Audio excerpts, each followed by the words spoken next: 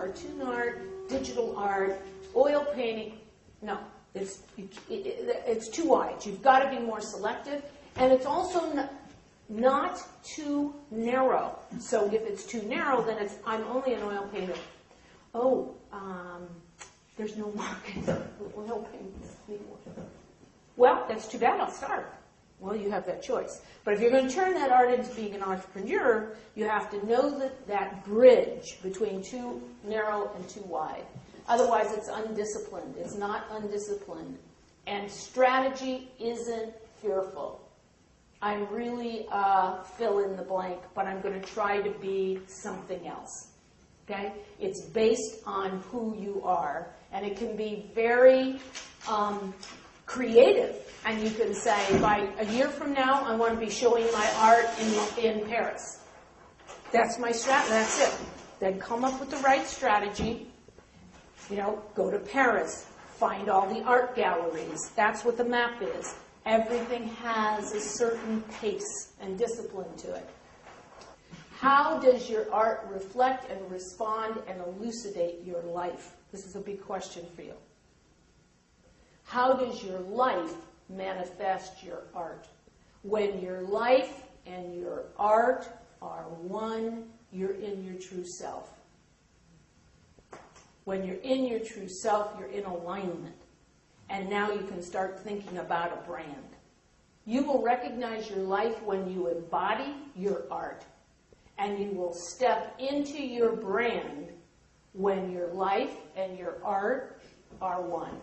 Your art or your entrepreneurship will not be fully realized or appreciated until you're clear that you're a genius, that what you're putting into your art or your product is unique to you, and that it couldn't exist as it is today without you. So here's the vision, literally a picture of where you're going and you want to become. The clearer the vision, the more achievable the goal, and the more realistic the strategy. You can't get there until you know yourself. How to expand your vision, break out of the past. Anyone who tells you you can leave the past behind is lying to you and delusional themselves. So you have to break out of the past, knowing the past will always be with you. Use it. There's a lot of energy in it to create something powerful. Strategy is a coherent, unified plan. You create the aligned plan, the map, when you understand the territory of who you are. You are not an oil painter. You are a genius understanding beauty. You're the personification of beauty. You are not a cinematographer. You're an artist who sees and understands the world through their art, can translate it for people who can't see it as well, can hear what other people can't hear. You're a genius at that. The execution, to get the life you want, expand the territory, take in all the territory, reject the box.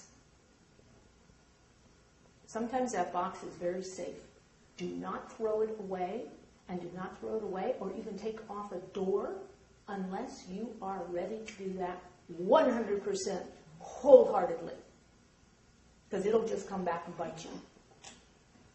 But once you put it what all those sides are and you're ready to open up, let the light in, reject it as your reality.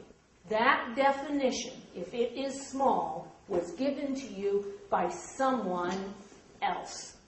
The artist is not a different kind of person, but every person is a kind of artist. In art, the hand can never execute anything higher than the heart can inspire. The hand can never execute anything higher than the heart can inspire. Right? So you are your art, and that's why that's so important. The bud stands for all things, even for those things that don't flower.